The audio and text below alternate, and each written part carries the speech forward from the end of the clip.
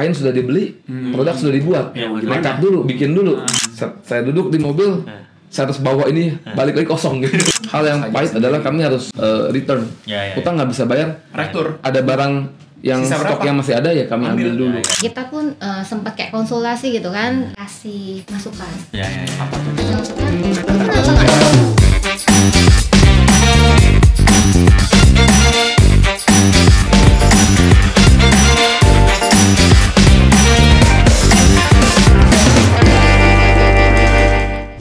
Oke, balik lagi di Possessive, podcast seru dan edukatif ex entrepreneur.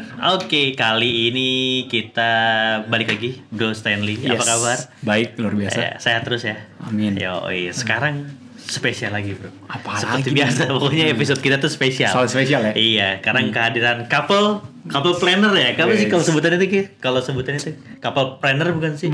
Couple planner mungkin ya. Iya, kan ini udah bukan couple goals lagi, mereka udah jadi goals gitu. Iya, Ini goalsnya udah double goal ini gitu kan. Ini ada Firdaus dan Cieni. Halo, selamat datang. Iya. Oke, mereka ini dari Oxlade. Betul. Nah, ini produknya mantap. Mereka itu jualan sempak. Iya. Sekarang Cara kita dalam. berbicara tentang persempakan ya. Yes. Iya, tapi jauh akan lebih dari cuman sempak aja. Lebih deep lah. Lebih deep lagi karena kan pasti kita ngomongin tentang bisnisnya. Betul. Ya, nanti hidupnya juga kayak gimana gitu. Apalagi jadi couple planners tuh gimana sih gitu Iya, kan. Masa ya nggak ada kelas-kelasnya gitu kan. Benar-benar. Oke, gimana? Kok kabar baik? Luar biasa. Luar biasa. Baik, Ci, dok. kabar baik? Ini kelihatannya masih grogi nih ya. Kita harus Santai santai ya. Gak apa ya. Jadi ini Possessive. Ya kan ini Koko dan Cici dari entrepreneur ya. Nah, jadi kita difasilitasi untuk bikin podcast ngobrol sama member-member entrepreneur. Termasuk yang luar biasa membangun produk Oxlade. Nah, boleh ceritain dong kok. Ini Oxlade tuh dari latar belakang kayak gimana? Yes. Dulu pengen punya usaha persempakan tuh dari mana gitu?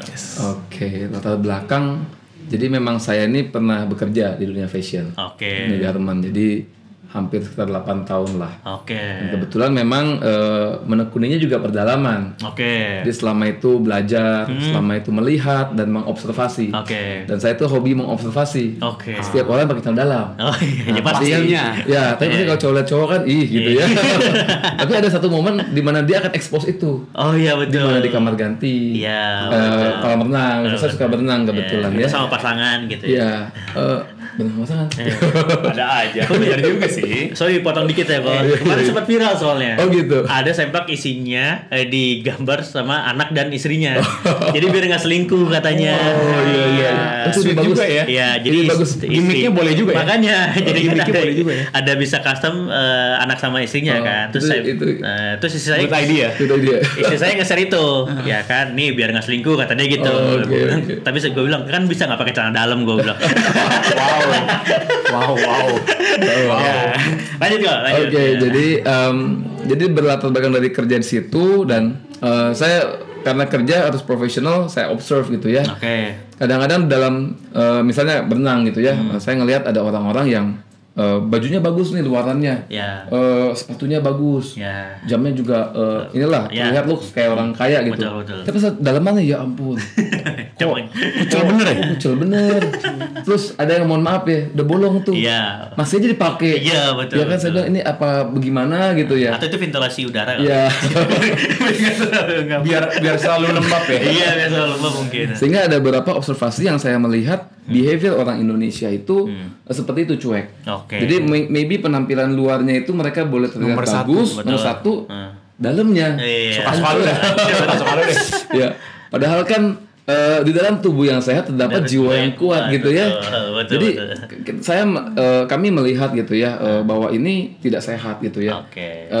Ada beberapa penelitian mengatakan kalau underwear itu tempat simpannya bakteri. Ya, Jadi, betul, lembab soalnya. Karena ada yang namanya bekas urinoir, bekas feses yang tertinggal, Ya, dan itu dicuci berkali-kali dan itu tidak sehat. Ya. Sehingga tapi saya pun realize kenapa sih orang Indonesia seperti itu gitu ya umumnya. Ya. Karena price point underwear yang juga tidak murah untuk Ya. sebuah pakaian dalam yang berkualitas dan juga dengan style yang baik gitu Ya, ya. Nah itu betul, jadi dari situlah kami berpikir bahwa kita perlu nih provide tenaga dalam yang seperti itu. Kita perlu kasih lebih fashionable, lebih enak dilihat sehingga ada ketertarikan orang untuk pakai, untuk ganti gitu ya. Tapi satu sisi punya price yang affordable yang bisa diterima oleh pasar Indonesia. Gitu jadi sih. Dari keresahannya dari itu dulu gitu. Ini sambil gue lihat dulu ya. Boleh silakan. Sambil gue beneran lihat juga deh. Jadi keresahannya dari apa namanya, dari ngelihat orang yang memang kurang proper dari cara dalamnya. Dan dari kesehatannya juga dong kok. Iya betul. Berarti dijamin ini sehat nih ya. Ini kebetulan bahan yang di pegangan sama Bros Stanley ini coba dipegang aja deh. Ini lembut banget nih. Beda, Bos. Dingin banget. Karena nih kalau kalian lihat ya guys, ini itu 95% katun, 5% spandex. Nah, itu gue gak ngerti. Spandex itu stretchy banget, tapi stretchy-nya tuh enak. Itu 4 ways gitu, atas, bawah, kanan, kiri. Gitu ya. Ini kan bisa saya bawa pulang ya satu. Boleh. Ini kebetulan kami siapkan buat tim entrepreneurs gitu ya. Thank you. Iya. Nah, bisnis udah berapa lama kok? Jadi kalau bisnis ini kami mulai tuh dari tahun 2016. Oke, udah maybe cukup about lama 7 years jalan. Oke, langsung sama Cici waktu itu? Ya, kebetulan kami sudah menikah dari tahun 2013. Waktu itu masih bekerja istri, tapi akhirnya punya anak pertama, lalu anak sudah mulai hamil anak yang kedua tuh. Itu kami mulai berpikir bahwa kami juga perlu didik anak dengan baik ya. Jangan sampai sibuk cari uang tapi bisa edukasi perkembangan anak, anak punya tumbuh kembang dan juga yang paling penting adalah attitude gitu ya. Kami punya style sendiri untuk didik anak yang kami tidak ingin sampai diintervensi gitu sama orang-orang yang beda value sama kami. Sehingga akhirnya ada yang harus dikorbankan, istri resign. Gitu. At the end jadi sambil itu jalanin bisnis paralel lah gitu. Dan karena saya sudah duluan terjun dulu gitu ya, dan memang hari itu kami masih sangat terbatas lah. Semua sumber daya sangat terbatas, tapi ya puji Tuhan bisa dilewati itu semua. Pelan-pelan, sedikit-sedikit bisa kalau bahasa Inggrisnya tuh cuanca gitu ya. Waduh ya. Ada cuan buat makan aja gitu. Lu jalan yang penting gitu. Ini kita udah nggak kupas banyak soal Ko Firdaus nih. Ci, ini backgroundnya itu apa, Ci? Kalau Ko Firdaus kan kerja di bidang fashion and retail. Kalau Cici? Kita sama, justru karena kerja di satu perusahaan ketemu di sana.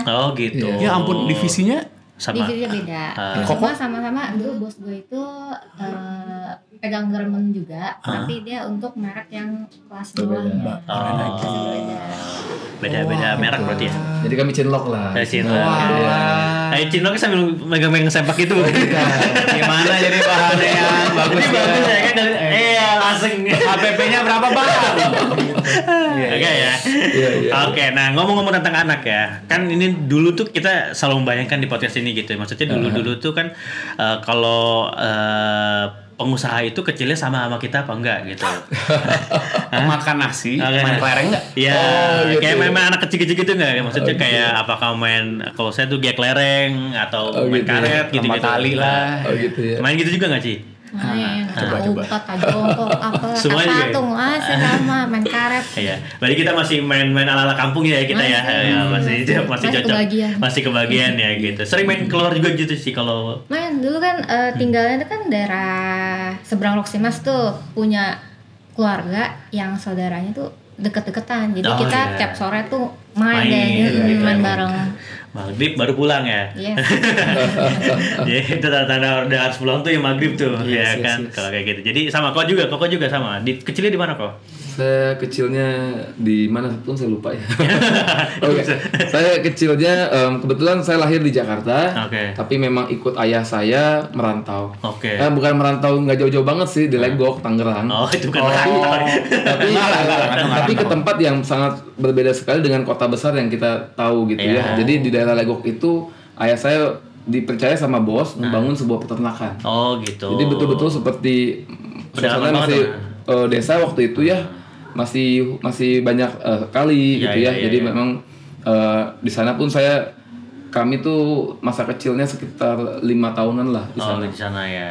Berarti main sama teman-teman di sana gitu. Ya, jadi kalau bicara pergaulan, bicara teman-teman, saya bergaul dengan saya sekolah di sekolah negeri, kebetulan saya juga saya Kristen gitu ya, tapi di sana di sekolah negeri karena opsi sekolahnya nggak banyak, saya ikut sekolah ajaran agama Islam. Gitu. Tapi saya senang gitu, maksudnya belajar hal baru lah ya. Hal baru gitu ya. Jadi apa yang ramai-ramai di luaran saya yang alami sendiri nggak tuh yang seperti itu. Oh iya. Meskipun saya berbeda sendiri gitu ya di tengah-tengah teman-teman yang muslim itu fine banget. Jadi saya benar-benar ngerasain yang namanya toleransi. Iya. Bahkan waktu itu gitu ya waktu tinggal di sana. Oh gitu. Ya memang kadang beda ya apa kalau belajar agama Islam di SDN negeri itu ya. Iya. Ya itu so far nyaman-nyaman aja kan. Nyaman. Bahkan saya nggak pernah dibully loh. Waktu itu saya kan kebetulan sekolah kecepatan. Oh gitu. Saya tuh umur kirain jam 7 masuk, jam 6 udah masuk gitu. Wah itu ngepel dulu gitu. Bobo aja bos. Kecepatan umurnya. FYI saya umur 4 tahun udah 1 SD. Hah, cepet banget itu. Iya. Jadi itu anak hoki lah ya, bukan anak pinter gitu. Jadi benar-benar 4 tahun. Iya, 4 tahun. Anak saya dong sekarang. Tapi di SD. Di SD ya. Iya. Tapi karena meskipun saya lebih kecil dibanding karena umurnya masih kecil kan, tapi entah kenapa ingatan saya 2 tahun sekolah itu 1-2 SD itu nggak pernah mereka sama sekali bully gitu. Bahkan baik sama saya gitu ya. Oke, good lah. Nah, dari kecil itu punya cita-cita pengen jadi pengusaha seperti ini atau? Nah, karena saya melihat kehidupan waktu kecil itu di peternakan itu luas gitu ya. Meskipun santai ya, pace santai. Jadi saya ngelihat asik yang namanya naik sepeda keliling-keliling daerah-daerah semi hutan lah ya, peternakan situ. Jadi saya ngelihat bahwa itu hidup yang nyaman gitu, tinggal di tempat yang luas, meskipun hanya desa gitu ya, tapi saya senang banget yang namanya hidup sederhana gitu. Artinya buat saya idealnya adalah ketika papa mama kita bisa makan cukup, ada transport gitu dan ya kita nggak sampai menyusahkan orang gitu ya, itu udah cukup, nggak ada kepikiran sama sekali jadi pengusaha. Iya kayak gitu. Cici juga sama Ci. Gimana tuh Ci? Kalau keluarga gue itu kan apa ya, mungkin nggak kepikiran sih ya, maksudnya kayak begitu kayak emang bukan kayak passionnya juga kan. Soalnya kan dia kayak main spare part kan, dan bokap tuh bantuin keluarga lah. Usaha keluarga gede juga, jadi tuh kayak udah enggak deh kayaknya sih. Motor ya Ci ya? Lebih ke motor iya sih. Motor. Jadi sebenarnya dari bokap udah pengusaha gitu ya. Usahanya pun tapi usaha keluarga gede juga. Nah, berarti yang sekarang ini sebenarnya nggak terpikirkan lah ya. Dari awal tuh pengen jadi pengusaha gitu ya. Nggak direncanakan ya.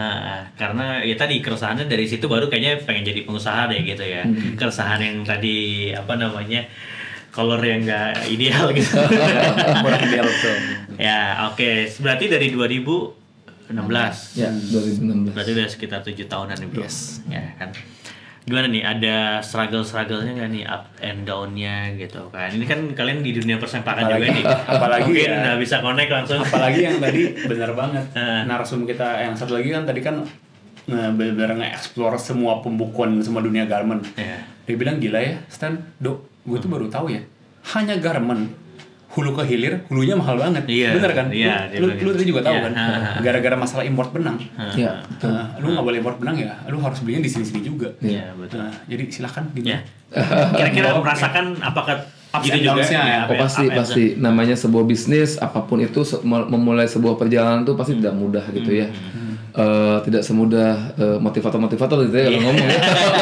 Pastinya nggak sebut merek ya. Tetapi kalau bagi kami gitu ya, waktu menjalani di awal gitu ya, saya ingat banget itu sebuah brand baru yang nobody knows. Padahal saya punya 8 tahun pengalaman di brand yang besar, gitu ya. Saya sebut aja titik man gitu ya. Titik man ya, ada man-nya lah gitu. Superman teman-teman. Pokoknya di saham ada lah ya. Udah gitu aja. Udah. Tapi panjang repot. Nah, tapi waktu itu berbekal pengalaman di sana, mengenal supplier yang sampai keluar kota gitu ya.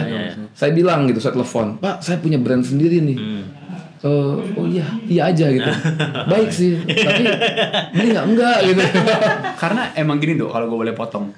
Jadi si Firdaus sama gue bidangnya sama. Ya betul. Nah, tapi ya itu orang-orang ngecek di manapun traditional market itu, di pasar-pasar itu pasti kalau misalkan ini brand gue nggak pernah dengar, ngapain gue jualin? Begitu. Mereka nggak even mau coba. Gitu. Even mau coba pun kita nggak bisa masuk ke sana. Nitip jual aja males bos. Titip jual aja, lihat tarok nih. Nanti laku baru bayar. Oke, taroknya di pojok, diumpetin di pojok. Yang gimana kelihatan titip jual kayak gitu. Emang mindsetnya kayak. Jadi gitu. Jadi memang waktu itu berbekal fakta yang ada, tapi sebuah usaha sudah dilakukan. Kain sudah dibeli, produk sudah dibuat, makeup dulu, bikin dulu. Waduh, ini salah dalam. Nilainya saya masih ingat angkanya sekitar 70 juta rupiah harga value HPP-nya lah. HPP untuk semua artikel-artikel. Dan itu saya hanya bilang begini, setiap pagi saya buka gudang, saya masukkan dalam itu dalam mobil dipenuhin. Saya nggak mau tahu. Saya duduk di mobil. Saya harus bawa ini balik lagi kosong gitu. Whatever it is, saya mulai dari naik mobil ke ujung barat. Dari barat sampai ke timur gitu ya. Dari ujung barat tuh ke Serang. Ke Serang. Cilegon, Nyetir, ke pasar-pasar. Nah, pasar Rau, ada enggak? Pasar Cilegon gitu ya, masukin, permisi. Bawa satu sampel. Aduh, saya cuma beli satu kotak, boleh nggak? Ya, satu kotak. Iya, nggak apa-apa, nggak ada masalah. Satu kotak ini maksudnya. Satu kotak ini aja. Padahal kita kan packing kan satu lusin dan minimal. Satu lusin tuh 4 kotak minimal. Tapi satu lusin pun udahlah, mau diketeng pun saya ambil. Ambil cash. Ada yang bayar sebulan, ada yang minta 1 minggu. Jadi random, yang penting keluar. Betul. Semua pasar kita betul. Sampai ada pasar yang isinya pasar daging cincang, sebelahnya jual dalam yang kita tawarin juga. Ada yang posisi kayak gitu. Ada yang pasar yang seperti itu. Random banget sampai serandom itu. Itu si Coffeeros tuh ya begitu kerja kerasnya sampai begitu. Kalau misalkan gue kemarin pengalaman pertama gue nyales, pertama banget itu di Surabaya gue langsung terjun bebas. Ya terjun begitu kayak sama kok. Aduh kok dagangan lagi sepi. Gue itu kecil, cuman 30 toko gue visit. 30 toko karena lu ngerti lah ya, Pasar Jatinegara. Di sana aja, Dok. Pemain besarnya semua di sana, Dok. Lu ngincer satu building, pasti semua pemain besarnya di sana. Incer lah 2 building. Ya 30 toko semua di sana-sana aja. Iya, lagi sepi segala macam ya. Bener sama kayak kata Coffeeros bilang. Jadi produk terbaik, marketing terbaik, marketnya beda nih, gitu. Realitasnya beda kok gitu. Jadi kalau bilang down-nya adalah ya dari awal aja sudah down. Dari awal aja sudah di ini. Dulu ada sebelum Oxford itu kan kita ada mereknya Viper. Cuman kami nggak lanjutkan karena ada masalah dengan hakinya. Viper itu. Ya Viper itu sudah ada yang patenin ya. Dan Viper itu kebetulan V-nya itu kayak tanduk gitu ya. Ada satu toko nih, apa nih merek ini? Jiper ya, The Viper ya. V dibaca J gitu ya, Jiper. Dalam hati saya belum gue ditawaran udah Jiper gue. Ya tapi kita nggak boleh mundur gitu ya. Udah dijalanin. Saya punya target adalah apa yang sudah dibuat harus habis. At least taruh di toko nggak apa-apa gitu. Kita lakukan itu terus, diulang-ulangin aja. Jadi benar-benar setelah habis kapok nggak boleh kapok, bikin lagi. Even nggak laku tawarin terus. Nah itu yang dilakukan. Dan yang namanya utang nggak dibayar itu udah makanan gitu ya. Jadi yang namanya di PHP deal harga segini, pas mau dibayar dipotong lagi gitu ya. Ada aja yang kayak gitu toko-toko tradisional. Ada yang iseng gitu. Jadi ada aja. Jadi itu udah dijalani. Dan ada satu momen yang terberat selama menjalani ini ya waktu pandemi COVID. Nah ini mungkin boleh cerita nih. Boleh. Kita pasang musik sedih mungkin. Yang apa? Kencana. Gimana sih? Itu boleh dibilang sih ya down juga, up juga. Karena emang jadi sebenarnya kan ketika COVID itu terjadi, kita tuh benar-benar yang drop dari tradisional yang langsung mereka yang susah lah untuk bayar, buat ngambil, udah nggak mau ditagih pun mereka juga berat. Kita pun sampai mau bayar ke supplier pun juga ini gimana, duit dari mana? Sedangkan dari tradisional yang kita gede di sana, tapi mereka sendiri mandek kan. Mereka pun sendiri juga ya kita lagi susah, mau bayarnya gimana? Kita yang sampai ngemis-ngemis minta mereka bayar. Tapi puji Tuhan kita pun sempat kayak konsultasi gitu kan, ke gereja ngobrol gitu kan. Dan itu yang kayak kasih masukan. Apa tuh? Kasih masukan. Kata-kata mutiaranya. Nggak ada sih, cuma bilang kenapa nggak coba online aja? Online tuh bagus loh. Simpel itu ya? Iya. Ini soalnya Iya karena Biasanya dong, yang kasih masukan itu nggak ada toko. ayo biasanya. Bener gak? Yang kasih masukan adalah pendeta. Pendeta masalah di gereja. Pendeta. Kirain harus bersyukur. Gue kira gitu. Ya, itu yang kita juga kaget. Pendeta ngerti online. Iya, gitu. makanya. Oh, gokil banget nih pendeta gitu. Pendeta juga butuh sempak, Bos. Ya, jadi akhirnya saya baru ya sedikit nambahin ya. Rupanya saya baru tahu anaknya itu bisnis online. Pendeta ini kan pendeta kan nggak boleh berdagang gitu melakukan ya. bisnis nggak boleh. Ada aturan dari gereja kalau dia pendeta full time di gereja dia tidak boleh berbisnis. Tapi anaknya ini kan boleh. Ya kan? Anak kan nggak ada urusan sama bapak. Yang penting ada saham aja kan di situ. Tapi anaknya ini lumayan gitu ya. Nah sebenarnya bisnis online bukan hal yang asing karena saya kan suka belanja online dan sebenarnya kami punya akun itu juga punya akun online. Udah punya akun-akun marketplace gitu di online. Tapi kami nggak jalanin karena hari itu terbentur masalah kami mau kasih kesempatan untuk customer gitu ya, toko-toko yang tradisionalnya ngambilnya kan mereka juga dagang online. Jadi kami kasih kesempatan lah buat mereka. Tapi pandemi datang, dikasih kesempatan pun mereka nggak bisa maksimal online-nya dan malah paymentnya bermasalah di kami, sehingga mau nggak mau hal yang pahit adalah kami harus return. Utang nggak bisa bayar, retur. Ada barang yang stok yang masih ada ya kami ambil dulu. Itulah kami coba jualin.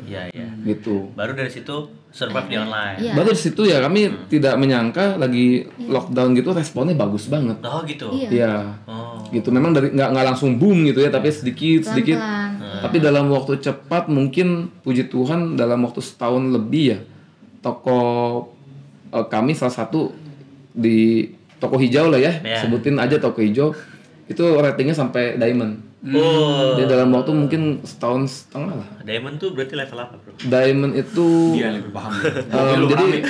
jadi kalau di dalam klasifikasi toko hijau gitu ya, Tokopedia contohnya ya. Dia kan ada yang dari paling bawah tuh bronze, silver. Bronze itu kalau mencapai penjualan tertentu lah. Sebulan? Ya sehari malah. Ada target sehari 50 kemasan gitu ya atau apa. Nah, jadi bronze, silver, lalu ada gold. Itu pun bronze 1 2 3 4 5. Goldnya juga. Ya, silver juga 1 2 3 4 5, gold juga. Nah, tertingginya tuh diamond. Jadi kalau toko-toko yang udah sampai level diamond, ya itu all by God's grace ya, semua karena pertolongan yang di atas, tapi juga memang kami bekerja gitu, lakukan bagian kami dan ya puji Tuhan hasilnya baik gitu. Berarti balik lagi ketika down-nya itu yang kemarin pas di COVID ya, ada jalan lagi untuk bisa up lagi ya, dari betul. Itu yaitu mencoba untuk jualan online gitu. Tapi kan jualan online bukan sekedar jualan online ya, kan kita bicara gimana cara mengoperasikannya, cara jualannya, itu kan pasti belajar dari situ juga, belajar otodidak berarti di situ ya. Iya, jadi saya punya satu guru yang mengatakan kepada saya, sebuah rahasia besar ini. Adalah itu ATM.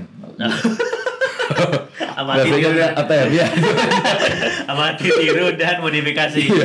Amati, tiru dan modifikasi. Sesimpel itu sebenarnya. Tapi tidak. Kadang-kadang resep simpel begini nggak semua orang bisa aplikasi dengan baik. Betul. Dan kami mencoba betul-betul amati, observe dengan baik gitu ya. Ketika mau masuk dalam sebuah dunia online, coba pelajari di sana market apa sih yang sudah ada, range harganya berapa sih, lalu cara tampilan fotonya seperti apa, captionnya, cara balas chatnya, ngomongnya seperti apa kita explore semua.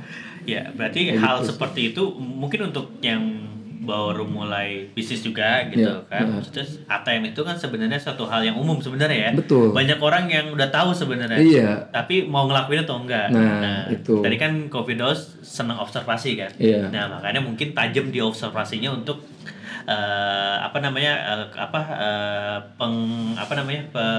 pelaku bisnis di sempak ini gitu kan. Ya itu udah banyak sebenarnya kan. Berarti tinggal meniru aja gitu dan dimodifikasi gitu kan. Betul. Pada akhirnya kan kami punya produk sendiri memang. Cuman cara nampilinnya, cara fotonya aja gimana sih gitu kan. biar look kelihatan 3D gitu ya, biar dalamnya kelihatan keluar gitu. Seperti itulah contohnya kira-kira. Ya benar-benar. Jadi mungkin dari bahan kita bisa modifikasi dari yang sini. Kalau yang dari misalkan dari kompetitor yang A, terus kalau dari tampilan kompetitor B, jadi digabungin jadi lebih kuat harusnya gitu. Ya, jadi sebenarnya bahasa desain kami sudah ada sebelum online itu ada, produknya sudah jadi gitu ya. Hanya memang tinggal cara mengkomunikasikannya dalam sebuah gambar dan dalam sebuah deskripsi. Sesimpel itu sih. Dan photoshoot juga kami coba pakai yang dengan budget yang ada waktu itu ya, tapi coba semaksimal mungkin gitu ya. Oh, rupanya toko A, B, C barangnya bagus nih, tapi tampilannya kurang baik. Ya, kami ambil yang baiknya, yang tidak baiknya ya kami singkat, udah tinggal di-combine aja. Dari semua itu. Seperti itu sih sebenarnya. Gimana, Stanley? Tanggapannya tentang pengalaman nih? Itu bener, karena gua itu kan lagi belajar banget nih jualan online. Dan bener, gue itu kadang-kadang bingung ya. Sempak itu banyak banget pasti kalau lu ketik sempak kan dalam liga. Tapi gimana cara lu itu ibarat gini, selalu ada produk lu bagus bener, tapi gimana produk lu terlihat bagus di mata orang itu sulit banget. Iya betul. Karena photoshoot sempak ini coba ya, ini begini, lu mau photoshoot sebagus apa guys, sekreatif apa sih? Iya. Sampai kayak gila tuh sempak keren ya, tuh sulit banget menurut gue sendiri masih struggle kok gimana cara membuat itu menarik. Nah dan mungkin dia udah ketemu formulanya gitu. Ya betul. Ya di dalam market yang memang banyak juga, sempak kan pasti marketnya banyak banget kan. Red ocean banget. Betul. Marginnya tuh tipis. Ya kita harus punya satu keunikan sendiri terhadap produk kita, ya kan. Ya kita kan bukan kayak makanan itu kan semua udah banyak banget, misalkan gitu kan. Kopi kan banyak, tapi kan harus ada sesuatu yang unik. Nah kalau tengah dalam ini ya berarti kan ada satu keunggulan pasti kok ya. Kira-kira apa keunggulan yang mau yang ditonjolkan dari Oxlade ini? Ya oke. Kalau Oxlade ini sebenarnya kalau keunggulan pada umumnya seperti tadi Stanley bilang, underwear ya gitu-gitu aja, modelnya gitu-gitu aja. Cuman memang keunggulan dari kami memang bahasa desain gitu ya. Jadi kami juga observe beberapa desain-desain yang baik, yang bagus, yang jadi tren di negara tertentu gitu ya. Dan itu coba kami aplikasikan di contohnya di karetnya gitu ya. Ini kalau nggak salah saya ambil waktu itu dari underwear brand Korea. Oh Korea. Ya, karetnya aja. Karetnya aja. Bukan Europe ya, malah Korea ya. Iya, dan itu pun nyarinya pun sampai deep search gitu loh. Gitu. Dicari di Google pun nggak nemu gitu. Serius nih. Aplikasi yang Korea ya, sampai seperti itulah. Jadi setelah itu kita ambil terus bahan juga sama. Saya kan dulu waktu itu pernah kerja dan kita handle toko-toko besar kayak Sogo, Metro. Ada bahan-bahan yang sorry untuk bahan koreksi sedikit ya. Ini bukan katun spandex tapi namanya model spandex. Model. Tencel. Jadi brandnya itu Tencel dan itu kami ambil dari Lenzing Company. Lenzing. Ini bos. Jadi kalau Tencel itu pasti ada ininya. Ya.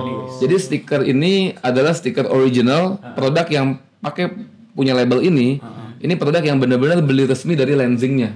Ya kami nggak boleh sembarang print begini jual gitu ya. Ini bisa kena penjara. Oh gitu. Betul. Jadi kalau orang sembarang bikin aja di percetakan, coba jual dan ketahuan itu bisa pidana urusannya.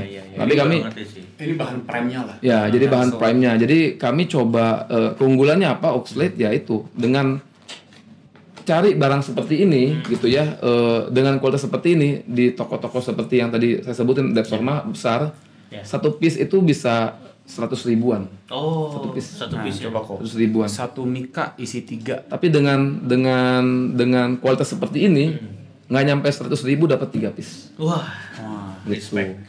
Iya. Jadi itu yang salah satu yang kami observe lah gitu ya. Dan itu coba kami tampilkan. Nah memang saat ini ya bisa ditonjolkannya di online. Jadi kenapa di online tuh responnya bagus banget. Salah satunya produk ini. Keren. Cukup ini ya, kalau menurut saya ya cukup menginspirasi. Karena kan satu produk yang tadi ya ini bisa dibeli hampir 100 ribu tapi cuma satu kan. Kalau di toko-toko Depsol mahal. Iya, dengan kualitas yang sama. Iya. Nah, tapi kan Coffee House dan CME bisa 100 ribu itu di bawah 100 ribu. Di bawah 100 ribu dapat 3. Iya. Maksudnya kan kualitasnya tetap sama tapi harganya jauh Betul. Nah, itu kan pasti ada triknya tuh gimana caranya kayak gitunya. Tapi itu pasti urusan dapur lah ya. Tapi yang penting adalah gak harus pakai ya nilai yang tinggi untuk suatu kualitas yang lebih bagus gitu loh. Ya kan ya, dengan produk si Oslet ini. Kayaknya baik lagi Dok. Menurut gue itu yang kata Ko Ega yang di podcast pertama kita, brandingnya Ko Firdaus sama Cien itu gimana sih? Gitu formulanya itu gimana sih? Biar bisa ngepas sama target marketnya mereka gitu. Ya boleh, gimana kok? Alright. Nah jujur untuk branding kami masih sangat belajar. Masih ibaratnya benar kami masih belajar karena memang jujur di kayak penjualan di online karena bagus karena menggunakan ads, bayar ads di Tokopedia. Ya memang convert sales-nya bagus karena kualitasnya yang bagus dan pricing-nya yang bagus. Nah, tapi kalau memang brandnya sendiri, saya merasa ditanyain Oxford pun belum tentu hari ini tahu gitu kalau bukan kami yang bawa barang ini gitu ya. Nah, tapi kami masih belajar. Contohnya salah satunya cari influencer yang bisa expose pakaian dalam itu kan agak susah. Iya betul. Jadi yang saya perhatiin, ketika fighter mau timbang badan, mereka akan hadap-hadapan pakai dalaman tuh. Nah itu baru kepikiran. Dari situ. Jadi ya kami coba kontak satu-satu yang bisa dikontak. Kebetulan kalau di Indonesia tuh lagi rame-rame MMA ya. Indonesia tuh ada One Pride MMA, jadi beberapa fighter kami kontak untuk pakai. Jadi sebelum mereka tanding pakai dulu gitu ya. Artis-artis juga sekarang banyak yang tinju nih kok. Masuk ke situ. Jadi memang soon kita akan coba cari kontak ke sana juga gitu. Tapi memang untuk branding kami masih sangat banyak belajar lah. Justru dengan harapannya dengan join entrepreneurs kan ada teman-teman yang bisa kasih advice, kasih guidance buat kami gitu untuk branding. Udah mau habis nih. Jadi seru ya padahal ya. Emang waktu nih yang kadang tapi lagi banget. Tapi nggak apa-apa kok. Pertanyaan udah menuju ke akhir ya. Tolong dong kasih tips and tricks nih untuk bisa bisnis sendiri tuh kayak gimana gitu. Karena kan pasti banyak banget yang pengen jadi couple planner seperti ini. Gitu ya. Tips and tricks sebenarnya saya sendiri kalau mau jujur ngomong ya, saya jadi pebisnis itu kecemplung sih, terpaksa. Gitu. Nah nggak ada yang nyangka gitu ya kalau kami itu jadi pebisnis itu karena kondisi. Kebetulan saya pernah ngalamin sakit sehingga saya nggak bisa kerja office hour lah. Hari itu sehingga saya akhirnya putuskan kayaknya kalau kerja terus saya badan saya akan rusak dan belum tentu company mau pakai saya punya ideas terus-terusan gitu ya. Betul. Dan akhirnya saya harus lakukan sebuah langkah memang. Teman-teman kalau mau jalanin bisnis, tips-trik sebenarnya tidak ada tips dan trik yang jitu gitu ya. Hanya satu, lakukan aja secara konsisten. Sebuah usaha akan kita tahu kalau kita lakukan udah all out gitu. Memang ini kelihatannya simple dan semua pengusaha pun akan ngomong hal yang sama. Tapi melakukan itu dengan konsisten. Contoh ya, saya mau buka kopi, tapi bukanya suka-suka lu. Besok jam 9, besok jam 10, besok jam 11, besok tutup. Jadi gimana? Orang mau ke sana gitu kan. Misalnya juga sama rasa kopi, sekali ngaduk enak minum pertama, minum kedua kok asem kopinya atau apa, atau kurang gula, kurang apa. Nah, detail-detail seperti ini yang kadang-kadang sering diabaikan. Nah, jadi itu aja sih sebenarnya. Lakukan, jualin, habis, repeat. Dari situ akan pelan-pelan ketemu nih formulanya. Harus begini. Jadi tips and trick buat teman-teman yaitu lakukan dulu, cari dulu, cari aja, lakukan aja, nekat aja, tapi hitung gitu ya, hitung waktunya, hitung resikonya seperti apa. Kayak gitu sih. Berarti tetap just do it dan konsisten ya. Karena itu emang agak susah sih. Belum ke konsisten aja udah susah tuh. Mau mulainya aja udah kadang udah susah. Benar. Kan. Jadi harus kita akui bahwa meninggalkan comfort zone kita tuh berat banget ya. Betul. Ini kan ya movement yang agak ya belok banget lah istilahnya gitu kan. Betul. Buat Cieni mungkin. Gimana nih? Orang di belakang layar nih. Ini kan orang belakang layar banget nih. Struggle dan tipsnya tuh apa sih? Ya sama sih kayak gitu kan, emang buat konsisten itu kan perjuangan banget ya, nggak bisa semua orang tuh bisa lakuin konsisten terus menerus. Ada orang kan pasti ada kalanya bosen atau capek kan. Ya dengan apa ya pasti berdoa terus gitu ya, kesungguhan hati lah, emang mau mencapai tujuannya apa enggak, emang mau sukses apa enggak, lakukanlah dengan konsisten itu. Kalau misalnya nggak bisa konsisten ya udah bubar. Ya, betul. Setuju. Apapun ya sebenarnya ya, bukan hanya berbisnisnya tapi dalam kerja gitu kan. Dalam segala hal kita butuh konsisten. Oke, Bro, menarik. Gua sum up mungkin? Boleh? Boleh, tapi ada pertanyaan terakhir yang belum. Iya juga ya. Itu kan kita harus kita tanyain. Bener. Yang lain mungkin kelewat nggak apa-apa ya. Itu the core of the core. Iya. Itu inti. Oke. Silakan Bro Pandu. Arti kebahagiaan bagi Confidence dan Cien itu apa? Apa bersama dengan Confidence sudah suatu kebahagiaan gitu? Iya. Sarang tawon. Iya, sarang. Apa ya? Kalau menurut saya ketika kita diberkati, kita mau juga memberkati orang-orang dan dengan usaha ini semoga tuh bisa jadi berkat buat karyawan dan juga customer dan yang misalnya buat yang lain-lain juga. Itu sih bahagianya sih. Jadi dari berkat untuk keberkatan lagi ya. Percis kayak narsum-narsum kita sebelum-sebelumnya ya. Arti kebahagiaannya generalnya itu ya. Bener. Oke. Dari jawaban yang lain. Aduh, kalau saya sih saya sering dengar bahagia itu sederhana ya. Tapi benar-benar kalau saya itu bahagia itu cari yang paling murah. Oh gitu. Kalau saya kayak gitu. Maksudnya gimana tuh? Jadi gimana gitu ya? Ya bengong aja di pinggir pantai gitu ya. Sekarang ada pantai di pinggir pik, naik aja motor. Buat saya itu kalau kita bisa rasakan gitu ya, itu akan sangat nikmat sih. Gitu karena seringkali banyak orang ya kebetulan di keyakinan saya gitu ya, ada satu kalimat yang saya sering ingat. Tiap-tiap orang tuh dicobai karena keinginannya sendiri. Artinya lu susah karena kelakuan lu gitu.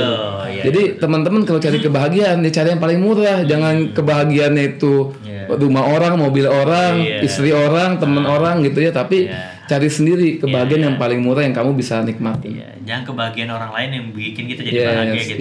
Jadi gitu sih. Nice, gimana Bro? Langsung desain. Keren banget. Gua sama apa aja ya. Jadi sum up-nya itu yang gua dapat dari Cieni sama Confidence itu adalah dimanapun ada masalah itu kita nggak boleh nyerah, tapi kita harus merespon masalah itu dengan attitude yang lebih positif ya. Yang kayak COVID tadi, yang semuanya sepi, online lu rame. Dengan bertanya ke orang simple loh. Kadang-kadang emang kenapa yang COVID harus bilang lu ATM-in aja bos. Kadang-kadang emang gampang itu karena kita mikirnya udah A B C D sampai Z. Ya namun kita makanya kan selalu butuh teman untuk bersosialisasi ya, untuk kasih tahu kita lu ada blind spot ini loh, lu coba aja jualan online. Even yang orang kita nggak pernah sangka-sangka, orang nanya pendeta, even dia nggak dagang kan, kayak tapi masuk ya sampai sekarang lagi gue bertahan dan oke gitu. Jadi gitu guys, yang penting konsistensi sama jangan menyerah ya. Betul, setuju. Mantap, thank you kok. Thank you banyak buat waktunya. Mohon maaf waktunya terbatas. Sama-sama. Thank you gitu. Nanti kita ngobrol lagi lanjut. Oke, thank you buat yang udah nonton sampai akhir podcast kali ini yang berkolaborasi sama Idepreneurs. Ya kan, jangan lupa Idepreneurs itu merupakan komunitas pengusaha. Ya jadi entrepreneurship ngumpul semua baik yang tapi terutama yang muda ya gitu kan. Jadi untuk para entrepreneur muda silahkan daftar. Nanti tanya-tanya boleh di komen aja caranya gimana, nanti kita jawabin gitu. Tapi cukup sekian dulu untuk podcast kali ini. Sampai ketemu di next episode dan bye.